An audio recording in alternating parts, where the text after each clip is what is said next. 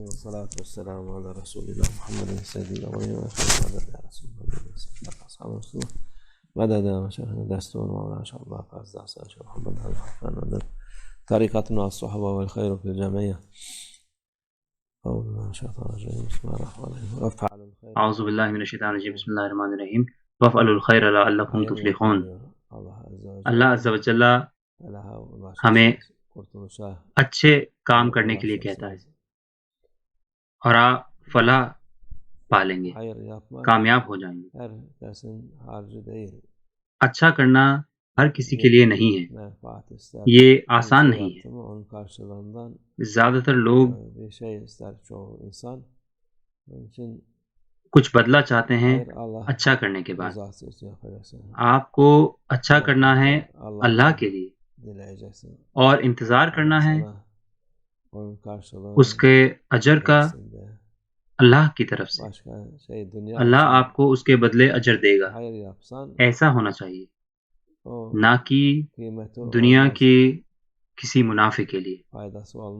اگر آپ کسی دنیا کی چیز کے لیے اچھا کرتے ہیں تو اس کی کوئی قدر نہیں ہے، اس کا کوئی فائدہ نہیں ہے۔ ہم یہ سوچ سکتے ہیں کہ ہم نے اچھا کیا مگر جس کے لیے ہم نے اچھا کیا وہ انسان اس کے لائق نہیں۔ اچھا کرنا ضائع نہیں جاتا، اگر آپ نے اس کو اللہ کے لیے کیا ہے تو وہ ضائع نہیں جائے گا۔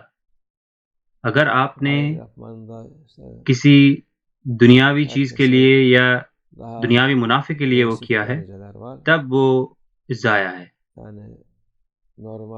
ہر کسی کے الگ الگ مقام ہوتے ہیں اور اچھا کرنے کے بھی الگ الگ درجات ہیں۔ عام لوگ ہر کسی کے لیے اچھا نہیں کرتے مگر اللہ کے محبوب بندے ہر کسی کے لیے اچھا کرتے ہیں، جو اس کے لائق ہیں اور جو اس کے لائق نہیں ہیں۔ وہ ایسا کرتے ہیں اللہ کی رضا کے لیے،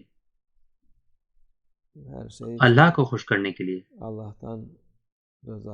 جو بھی وہ کرتے ہیں وہ اللہ کی رضا سب سے اوپر رکھتے ہیں۔ اللہ آپ سے خوش ہو، یہ سب سے اونچا، یہ سب سے بڑا فائدہ ہے انسانیت کے، اس سے بڑا کچھ نہیں ہو سکتا۔ رضا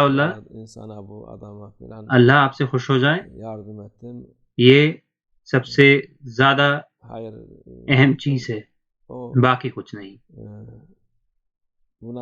تو زیادہ تر لوگ کہتے ہیں کہ ہم نے اس انسان کی مدد کی ہے، اچھا کیا ہے، مگر یہ اس کے لائق نہیں ہے۔ جاہل لوگ ایسا کہتے ہیں۔ اللہ کے محبوب بندے کہتے ہیں کہ یہ میں نے اللہ کے لیے کیا ہے، انشاءاللہ یہ اس انسان کے لیے ہدایت کا ذریعہ بنے گا اور ہم اللہ کی رضا جیت لیں گے۔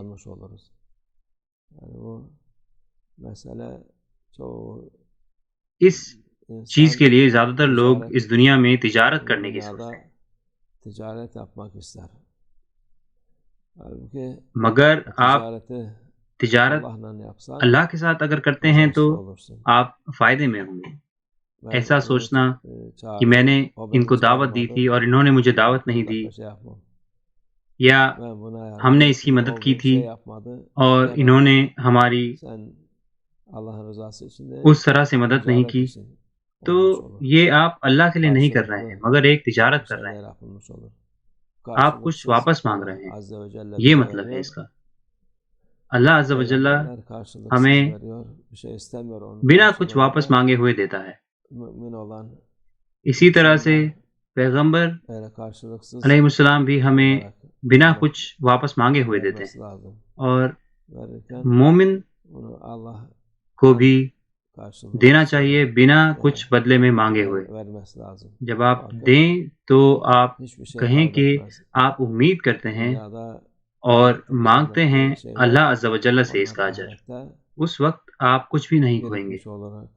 جو آپ سوچ رہے ہیں کہ جو چیز آپ دنیا میں کھو رہے ہیں وہ آپ کے پاس واپس آئیں گی، آخرت میں سلامتی کے طور پر۔ اللہ ہمیں ہمیشہ ان لوگوں میں سے بنائے جو کہ اچھا کرتے ہیں۔ جو بھی ہم کام کرتے ہیں ان کے لیے ہمیں پچھتاوا نہ ہو، اور ہم کبھی نہ کہیں کہ یہ انسان اس کے لائق نہیں ہے۔